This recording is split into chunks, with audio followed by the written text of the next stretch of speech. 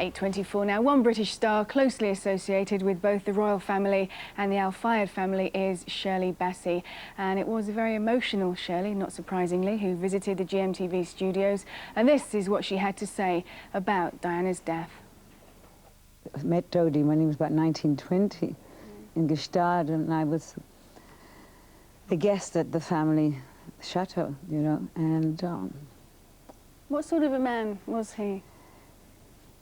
He was a gentleman. He really was, and he was quiet. And of course, I know that the father and the uncles much more. I've seen them much more, especially his uncle Salah Al Fayed.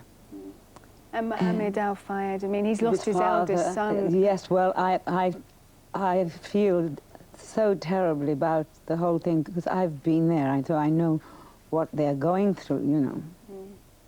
And there are so many ironies involved in this tragedy. Another one involving you is that you were actually due to join Dodi and Diana on the yacht in Saint-Tropez last week. Well, actually, it's Sardinia. I mean, his uncle Salah had invited me, and I had just returned back home, and I thought, I can't pack again, and you know, and it was just one of those things. It was not meant to be. You know? And of course, Prince Charles, you had a good relationship with, a good working relationship with, because you were one of his favourite singers, still are one of his favourite singers, and did a lot of work for the Prince's Trust. How do you think he is going to be coping with this? Oh, that is very difficult to tell. You know, my heart goes out to the young princes, you know, and Princess Diana's family, and what they must be going through.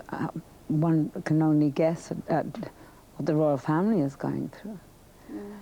And Wales, of course, because after all, she was the Princess of Wales. Yes. You from Tiger Bay yourself.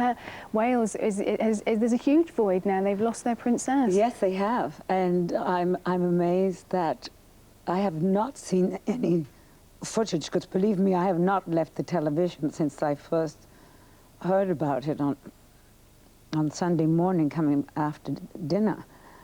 I arrived home and a friend called me and said, are you watching the news? And I said, no, I was about to watch the US Open tennis championship. And said, but on the news, because your friend Dodi Al Fayed is dead. And I said, this is ridiculous, you know.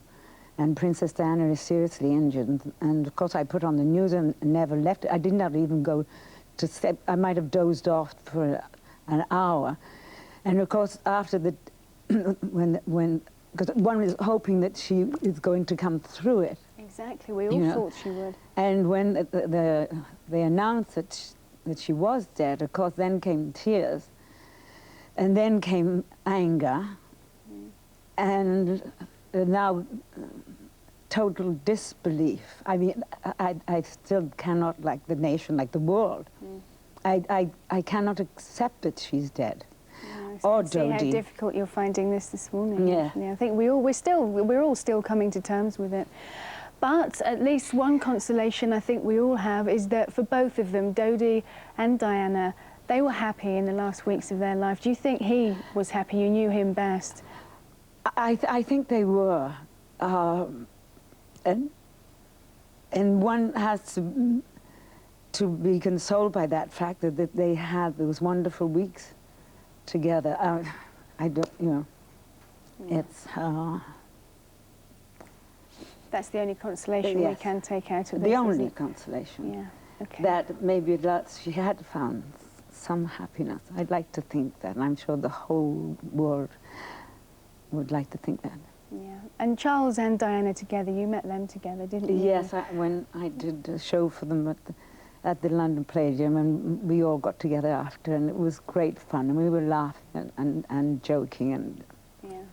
And they're the memories to hold on to, aren't they? Yes. Yeah. Yes, okay. Definitely. Well, I know how difficult you have been finding this, but thanks so much for joining us this morning. You're welcome. Shirley Bassey, thank you. I think actually it's very comforting for people to see the rich and the famous so distressed as well. She was genuinely distressed, but as she says, at least the consolation was that she was very, very happy in the last weeks of her life.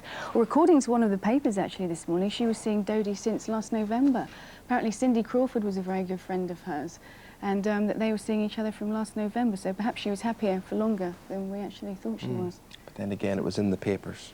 Yes. Yes. Yeah.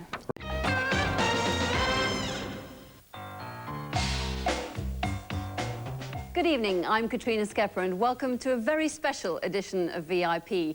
Tonight we're in the company of a true superstar, one of the entertainment world's all-time greats. She is Shirley Bassey, and in a career spanning 4 decades, her hits have included Big Spender, I Am What I Am, and 3 Bond-themed songs, Goldfinger, Moonraker and Diamonds Are Forever. Diamonds are forever, sparkling around like a finger, and like diamonds finger. Men are mere mortals who are not worth going to your grave for. I don't need love, for what good will love be? Diamonds never lie to me. For when love's gone, they luster on. Diamonds are forever, forever, forever. Forever, forever, forever, forever.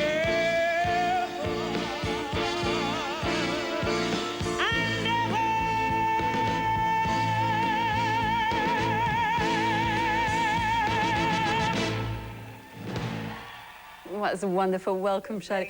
I will forever associate you with the Bond films, all Bond films, even when you don't sing the theme tunes. It's very much a special part of your life and your career, isn't it? Yes, and it's strange you should say that, because they did a survey on a man in the street, and you asked them who sang this Bond song, who sang that Bond song, and they said about 8 out of 10 people said Shirley Bassey, Shirley Bassey, Shirley Bassey, Shirley Bassey. So all the others got forgotten along the way. And that we just saw you performing that at a very special celebration of your 60th birthday at All Throckmorton. You said, oh. I said it. But it's all right, I've because you been look telling 40. everybody I'm 29.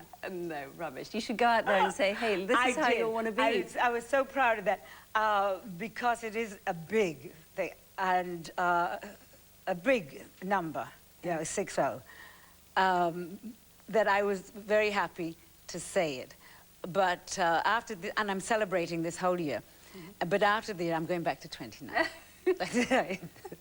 What's the sort of, I suppose, the levels of celebration? I mean, it's not, you say you're going to take a whole year to celebrate.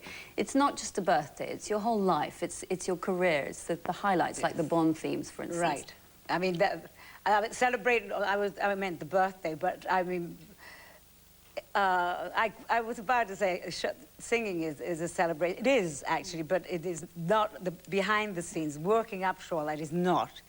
Is it still hard work after all these It's hard work. It's hard getting to the top, but it's much harder to stay there. I mean, you really have to work at it. Is that because of the competition or because the expectancy? I mean, what people want from you is ever increasing. Yes, you burn yourself out. I mean, you go so far, unless you have this God-given talent and you learn as you're growing up with it what to do with it, that it can all burn out, you know. Because, I mean, you were discovered, I think, something incredible, aged 14, wasn't it? You were in Wales, where you were born and brought up. Actually, I started to sing at amateur shows at 14, but I was discovered at 16, and I became professional at 16. And when you say you were growing up and you were learning things as you went along, were they mostly about projecting, performing, about how to train your voice? Because you always had this gift. No, it was listening to people. I mean, I didn't just say, well, this is what I'm going to sing. I was never allowed to sing what I wanted to sing. I was always told what to sing, what to wear, how to be. I had a very tough manager, and thank God I did, because I learned from him. And I learned from other performers, which we all learn from somebody, you know. If you're a writer, then you learn from your favorite writer, etc., and so on, you know. Was it true that a manager of yours said early on that you'd never learn to sing properly until you'd experienced what it was to have a broken heart? Or was that you who said it? Yes, he said, it was, my voice was like a diamond, but it was a rough, uncut diamond, and it would only be cut and become a fully fledged, proper diamond if I'd fallen in love and was rejected. And I thought, I said, could you say this to me? I'm only 18 years old. I mean, Who needs rejection even when you're 18? exactly, it was a terrible thing to say. But he was right. I mean, eventually it became that way because I was just singing words, you know. Lyrics just sort of being put in front of you. Yeah. And then suddenly I did have a romance that was broken off, and not by me, and my heart was broken. And then words started to take on a whole new meaning. The songs became stories to me, you know. And partly because, I mean, you are about, especially on stage, your voice is about emotion. And every time you interpret a song that you've sung 100 times, you seem to be able to find something new, something sort of tangibly emotional in your own resources. Yes, at the beginning I would say, well, not Goldfinger, I can't do that again, and I would put it to bed for a while, and then the audience would go mad, or I once took out Big Spender, and I thought they were going to lynch me, and so that went right back in, you know. And I've learned to live with that too, but then I get to sing it between some of the new things that I want to do, which eventually, you know, become people's favourites also. It's sort of introducing, I mean, the Bond things, I think because of the appeal and that you became a household name because everybody saw the films, that they heard your voice, and they really associated your voice with the Bond themes. What was it about Goldfinger and your voice, you think, that suited those films? Well, Bond is a heavy and violent, tongue-in-cheek film. It started off that way. And Sean Connery did it so well. And the voice fitted that huge film. Sean, the huge actor, and very sexy. The gadgets, the violence in it. And the sexiness, the appeal, I think. Yeah. The huge effects. Which keep getting bigger and bigger and out of all proportion now. I mean, I think your voice is still big enough. I think you can still carry it. And of course, I had to sing this Goldfinger over the credits in the studio with 60 musicians, which was very exciting. But I had to do it with what was going on in the film. And when it came to the kiss of death, I had to do it in such a way because it was the Bond car that changed the license plate to the different countries that that he was going to, and I had to do it the kiss of death. So that wasn't my idea. It came about. It's scripted. But you know, I mean, now when I sing it, I mean, people just when I do it on stage, they go, oh, you know, and they squeal out because they remember that it was that sexy with the license plates changing, and it was a very sensual, sexy moment, even me watching.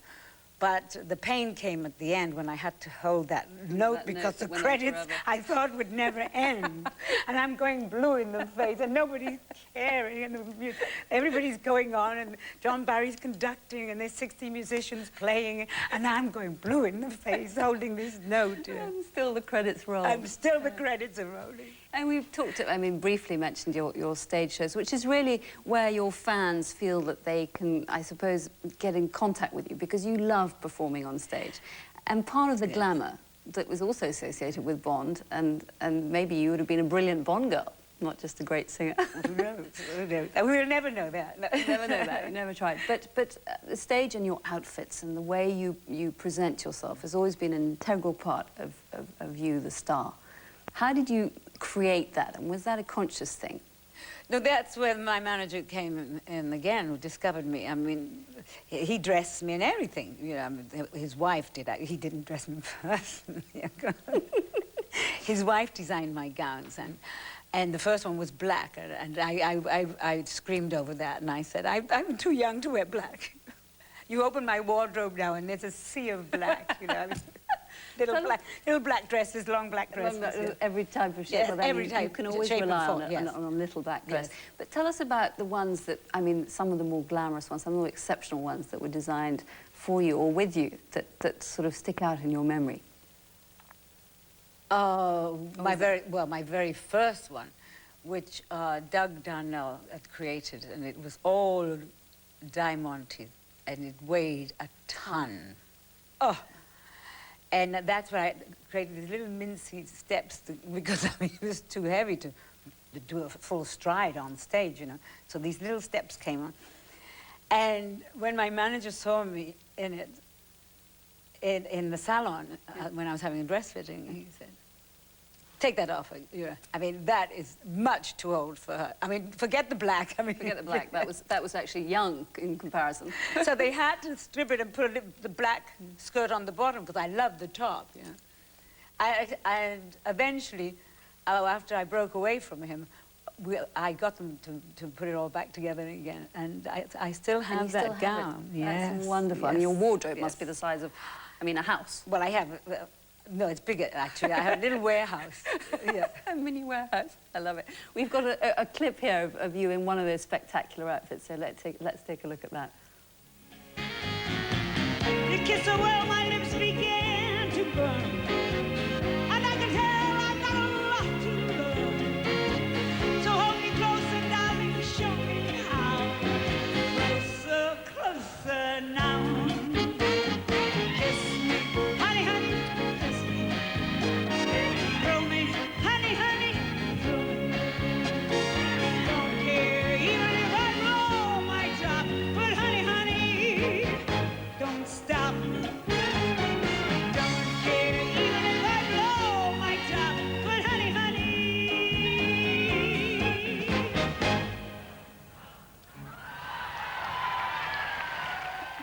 There's lots more to come with that. That was Kiss Me, of course, from another clip from your Kiss Me, 60th honey, yes. birthday celebration. But in Northrop. I'd never seen a crowd like that, you know. fantastic. And to sing Kiss Me, Don't Stop before I even got there. I mean, that just threw me completely. And that dress, I mean, actually, I have to reveal, because we can't show the whole thing, but it did start to come apart. Apart, yes. In other words, well, not break. No, deliberately. Deliberately. A striptease. Striptease. I did a striptease on stage, yes. But, I mean, that looked amazingly heavy because you actually, it's almost like you had a second, almost corset with all the beading on it. Wasn't it? No, actually, it was terribly light. Really? Yes. Yeah. Well, I mean, they're not solid sort of diamonds and... no, pearls and- it's all on a light base. Right. So And it's almost- even that voluminous skirt, I mean, there's layers and layers of it. You know, and I thought, I'm going to trip over it. And, you know, but no, I mean, you do just, these wonderful yes. kicks and things, and it's very theatrical. And those fans we saw there, I mean, you've got some fantastic, but young fans. I mean, are you ever sort of surprised at how you've not only carried all your original fans, but you've got a fantastic following of young people? I'm constantly surprised. Every time I go out there and I see the young audience, I mean, the youngest in that audience was 5 years old. 5, that is young. Gave me a bottle of champagne. He's got the right habits early on. And does it give you sort of momentum? Does it make you think, well, there's... Oh, yes. If I'm nervous, the nerves are gone. Then I feel that love and the mood of the people. And then, of course, I give like 100 and, well, not 110, I was going to say 110, 200, you know, sort of when they're like that, you know. Well, I don't think we're going to let you go away, that's for sure. You're staying with us for another long chat after the break. And it's going to be a very short break on VIP now, but join us again soon when we'll be talking more about Shirley's early life and her rise to the superstar she is today. And we'll be hearing about her new album, Shirley Bassey, The Birthday Concert. Join us then.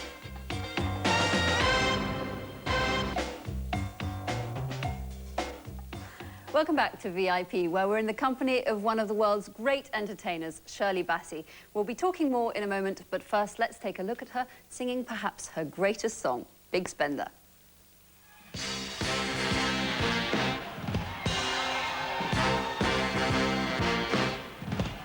The minute you walked in the joint, I could see you were a man of distinction, a real big spender. Good looking, so refined. So wouldn't you like to know what's going on in my mind? So let me get right to the beer counter. I don't pop my cork for every man I see. Hey, big spender. Well, a little time with me. Wow, isn't that fantastic? I mean, that was actually what happened when you removed the dress. That's what you were left with. That was, yeah, it's a wrap, it's a skirt. Yeah, It was a skirt. But And Big Spender, I mean, that's not your theme tune, but it's definitely one of your passions, isn't it? Spending. I love to do it. I really get a kick out of doing it because I never do it the same twice, and I have fun with the audience with it. And it's a send-up, and it's not a ballad where I have to worry about, you know, sort of. If I make a mess of Big Spender, forget the lyrics or something, it's not bad. It's fun. But it's also, I think, because the audience expect you to be larger than life. They want the glamour. They want you. They love the idea that probably the very next day you're going to be going out and buying a whole new wardrobe and being a big spender. Well, I am a big spender. It's genuine. You don't have to try. It's genuine. I have a black belt in spending. You know. What's your favourite or your biggest luxury? What would you describe as? Everything. Jewelry. I mean, I don't know. At the same time, I'm thinking of how many shoes I have. What's the name? Imelda Marcus. Looks a little bit poor in comparison. I have a lot of shoes. But I mean, I have been into jewelry for quite some time. I mean, but you're a good anything that collector, aren't you? sparkles, diamonds are forever started it. You know, the moment I saw something twinkling, I was off. What about the aspect? I read somewhere, and you correct me if I'm wrong, but that you once did have the misfortune of going out with a poor man, and this really didn't suit you very well. Is that right? Because it didn't sort of. I mean, this may be an invented story. Well, that is definitely a poor man. Yes, I've been out with poor men in the beginning when I was poor. Yes, but I mean, there's nothing wrong. I mean, no, it's nothing. It was just that ultimately it gave me a great time. Because ultimately you need to be able to lavish on other people as well as yourself, presumably. I mean, part of the fun is spending on lots well, if you're making money, the fun is of it. The whole point of living is to spend it. I mean, not to put it on the mattress or, you know, in bank. If you're into investing, yeah, great, that's okay. But I'm not. I'm a singer. And I have other people who do invest. But out of my pocket money... Your pocket money sounds like they only give you $25 a week. I buy clothes and jewelry. Now, we're looking back. I mean, this is a great celebration of 60 years, but particularly of your working years. What are your sort of highlights? What are the great memories that this year has evoked for you? And why do you think, really, you've had that staying power and the songs have kept going for you? Which one should I answer? I don't know which one to answer first. I don't know what's kept me going. The voice is still there, but it's not only the voice, because there are people who have better voices than I am technically, far better. Yes, I've heard them. And but it's knowing what to do with that talent. You know, so I've seen people just throw it away. You know, I've grown up with the people in the beginning who had great talent and just threw it away. I didn't know what to do with it, or were afraid of it. I just was not afraid of it. I love the challenge of and which I still do. And if somebody said that you can't sing that song, it's not for you, like they told me with Something of the Beatles. Really? And I knew it was for me. I mean, I felt it here. You had a great love affair with the Beatles material, haven't you? Yes, yes. Whether they wrote great songs. You know. And one did not realize, though, until Ella Fitzgerald sang Can't Buy Me Love, and then the lyrics, the words are incredible.